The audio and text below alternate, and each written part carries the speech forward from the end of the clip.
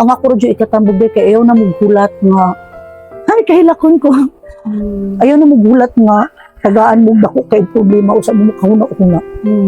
Kay di ba naiuban ron nga anak pa makailag Ginoo kung mamatihan na or na.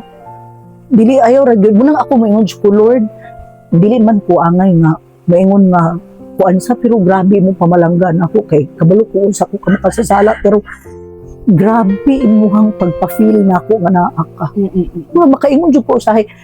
Ako na lang kay mag-ingon-ingon chosen gidagay pud ko sa usa ko sa chosen ones Of kay course we are chosen. bisan ingon anak ko. Naagdagan pa man jud mo ingon nga te tungod baya nimo te ni grabe akong faith sa Ginoo.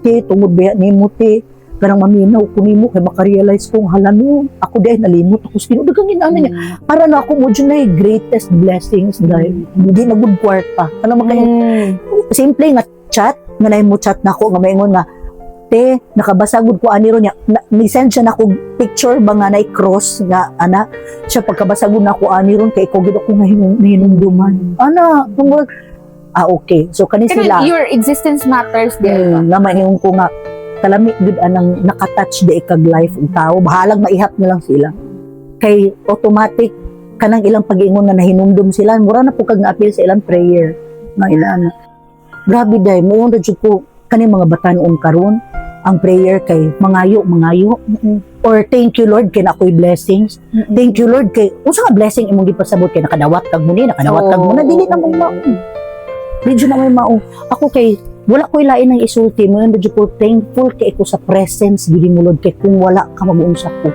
Murkib na. Ya kung prayerful magug ka or na-develop nimo imong prayerful life kay diha hindi mo makita imong purpose.